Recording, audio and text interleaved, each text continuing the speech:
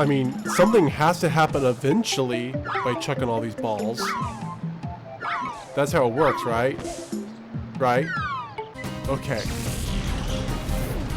So, as long as Espeon doesn't crit, I should be able to capture this Slugma.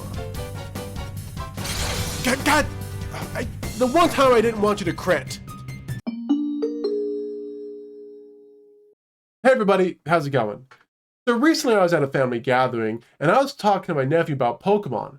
And I told him that there was a time in the Pokemon franchise in which 3D Pokemon, seeing Pokemon in a 3D space, was a system seller. And that alone got people to pay for Pokemon games. And I remember he told me, why? What was so special about 3D Pokemon that it would cause people to buy games and systems? And that's when I had an epiphany. Pokemon has had such a set art style that we forgot just how wild 3D Pokemon used to be. So I thought it'd be fun to talk about a few games from the past when Pokemon in 3D was a selling point. For starters, I think we have to start off with Pokémon Stadium. This is by far the most fondly remembered spin-off, coming out smack dab in the middle of Pokemania. The main claim to fame for this game is that it was the first time we got to see Pokemon in 3D. This was a huge deal for fans to see, especially since this may have been the only way they could have seen their favorite Pokemon in 3D. I see many Gen 1ers and first-time Pokemon fans point this out as the best experience for Pokemon. You can do all kinds of things in the game, like battle in tournaments with special rules like limited levels or evolutions, or you can take on gym leaders from Kanto in a gauntlet, or battle your friends. I mean, the possibilities are endless if you don't think. Which is great for me, because I love getting lobotomies. Stadium is a very interesting game. It came out in a far simpler time when Pokemon's most interesting feature was the battling. And I do like this game. I like the models, the animations are charming, and the announcer is really fun and he's really hyped up. It's a very dynamic game for the N64, and it was designed to fulfill the imaginations of the kids who played it, wanting to see their favorite Pokemon in 3D. Stadium is a game that I think all of the Gen 1ers and its fans will always defend it no matter what. And I am here to say, y'all really want to die on this hill?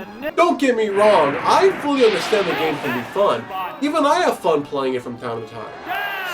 However, it's not the best option anymore. Stadium 2 is on the same system and is leagues better than the original.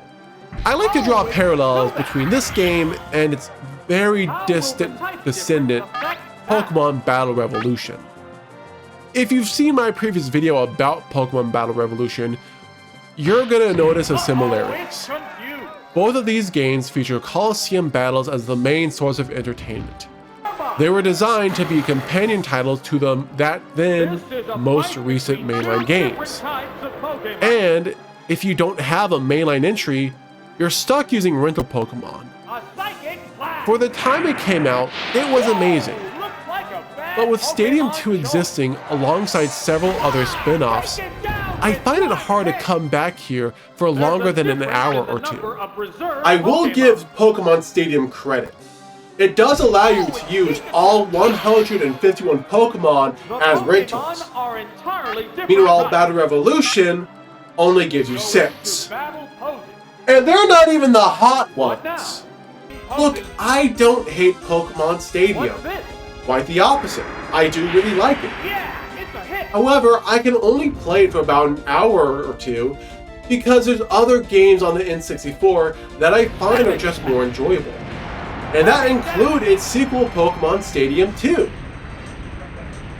But there is one thing this game does that's better than anything else. And that's the minigame. Yeah, come on Kakuna, show these people who the real hardened Pokemon is. Show these Metapod who the real boss is! Ow. Charge it! Charge, Electrode! Charge like you've never charged before! Elon Musk needs us to charge all these goddamn Teslas! Charge it! Charge it!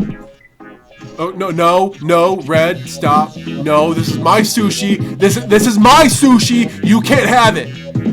Leave me alone, Red. This is mine. I'm the fat ass here, not you. God damn.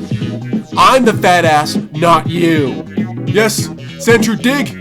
Dig, Sentry, dig. Dig. Go. Dig.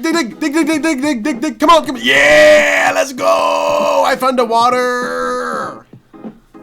Don't fear though, because after all of the stadium hype, we finally got a true Pokemon adventure. But instead of battling, what if we took pictures? And that's basically Pokemon Snap. Pokemon Snap turned Pokemon into a safari photography game. No battles, no gyms, no tournaments, just you, a camera, and a surprisingly lively world of Pokemon.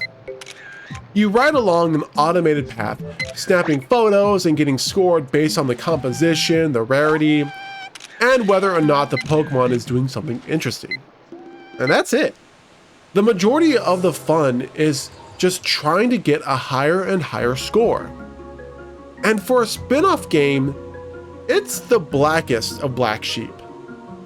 Most of the other spin-off games are themed around battling, which makes Snap a game that even people who don't know how to play Pokemon or don't like Pokemon can get into.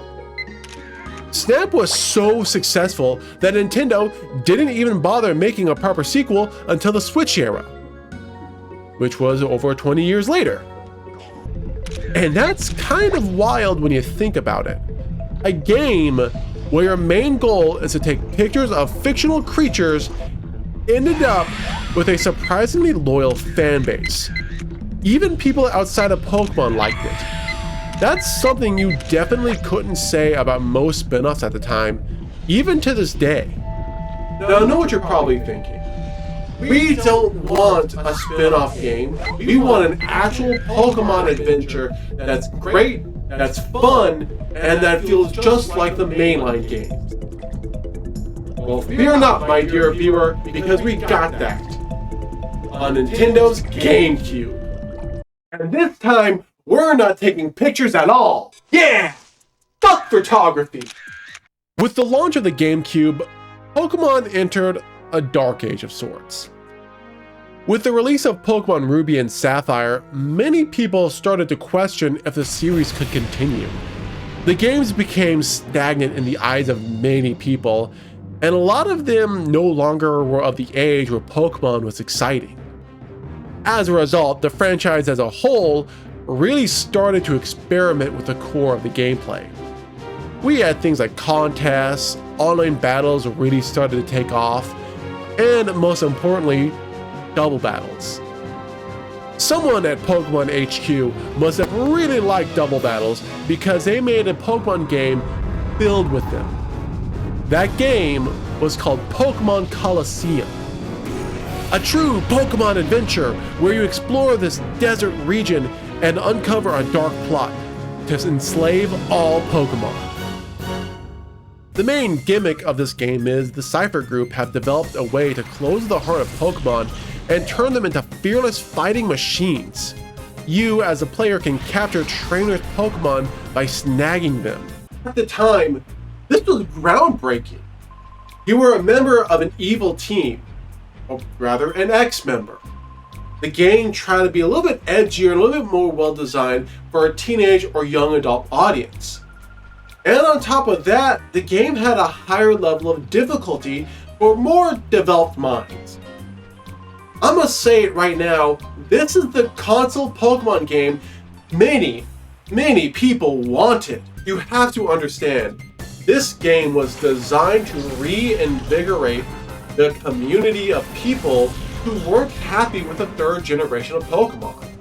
You didn't get to play the 10-year-old kid, didn't get a normal set of starters, and the game actively tried to expand the Pokemon world while not completely destroying its foundation.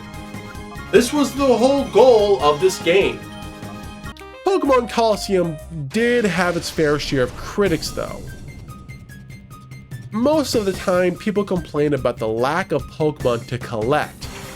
There wasn't an option to find enough Pokemon in the grass or anything for a proper team building, and graphically, you can tell this game was using assets not originally designed for the GameCube. But Colosseum did well enough for it to get a sequel. One that will never be forgotten. That sequel is Pokémon XD, Gale of Darkness. And by God, they did it. They actually did it. This game is a Pokemon adventure worthy of the name. The battles are smoother, the Pokemon are dynamic and feel alive, the world is fleshed out and feels like a Pokemon region. There are so many Pokemon from all 3 generations. There's also a bountiful amount of side content. This might be the greatest Pokemon game ever. Okay, second greatest Pokemon game ever. Pokemon XD Gale of Darkness is a truly special game. It took everything Colosseum did, took out all the bad stuff, and improved upon what worked. Yes, you still snag Shadow Pokemon, but now you have more Pokemon to collect from that aren't just from Gen 2 or Gen 3, but from a multitude of generations. On top of that, they improved the graphics significantly, making things look even more polished, and they also improved a lot of the flow and the pacing, making it a lot easier for somebody to play it over a longer period of time. XD Gale of Darkness is the closest thing to peak Pokemon in my opinion. And while the Pokemon Company might think of this game as a failed experiment, it and Colosseum will always have a special place in my heart. These are the kind of Pokemon games people want to see in the main light. This is what they want to see. They want to see all kinds of wonderful worlds and dynamic battles. And I think this is the kind of Pokemon style that fits the best. It's adult enough to where things don't feel too childish, and it's nice to play as characters who aren't necessarily given a Pokemon from a professor. I understand that these games are not everybody's cup of tea, but I really wish things like Colosseum and XD Gale of Darkness got more sequels, or I really hope that one day the mainline games adopt many of the systems that these games have. And the last game I want to touch on is Pokemon Battle Revolution. I've already covered it in another video, so I'll keep this brief. At its core, it's just a battle simulator, and not much more. No real adventure, no exploration, just highly polished 3D Pokemon battles. Looking back, I think this is Game Freak's safe direction.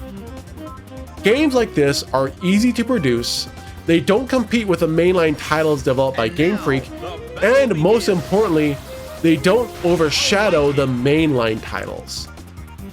Because if a console Pokemon game ever did match or exceeded the spectacle and polish of something like Battle Revolution, the expectations would skyrocket. The development cycles would get longer, and the delays would start affecting the real engine of the franchise, the merchandise and trading cards. And as we know, that's where the real money is. I'm pretty sure the reason why we have not gotten a game like Battle Revolution as dynamic as it is in the modern day has nothing to do with the ability of them doing it. Rather, it's that it would slow down the rest of the franchise and slow down how much money they can bring in. That's why I think a game like this has not been seen today, nor have they bothered to try and port it. Pokemon is a very interesting franchise. On one hand, it has a dedicated fan base, some of the most iconic characters in gaming, and most importantly, one of the most profitable games and franchises of all time. However, it is constantly struggling between releasing masterpieces and games that don't stick the landing. I think a lot of the games I talked about today came out in the teenage years of the franchise, when experimentation was a must, and most importantly, the franchise was not set in stone yet. On top of that, games like Colosseum and XD Gale of Darkness really came out in a dark age when the formula was starting to get old. Nowadays, a lot of Pokemon games, especially the newer ones, have a very set in stone place. And as a result, they all blend into this giant mush where they aren't really identifiable outside of a few small cases. I'm pretty sure Game Freak and Nintendo don't want to create games like the previous ones we talked about because they're afraid it's going to ruin the brand. If it doesn't fall 100% flat on its feet, then there's a chance that many adults aren't going to buy the games anymore. And many of the kids won't want to buy those games either, because they don't look like the new set-in-stone style. I still love all of the games I talked about today, but I can definitely see that Pokemon has lost something. I think it's lost a lot of its character and charm, and has become this kind of bean mouth thing. If you know what I'm talking about, then you already know. But for those who don't, bean mouth is an art style of cartoons that just looks bland and lifeless. And I think that's how Pokemon is right now, because they're too scared to rock the boat. But with that out of the way, I want to thank y'all for watching this video today. And if you would, please like, comment, and subscribe. It all really does help me out. Anyway, I'll see y'all next time. Bye-bye!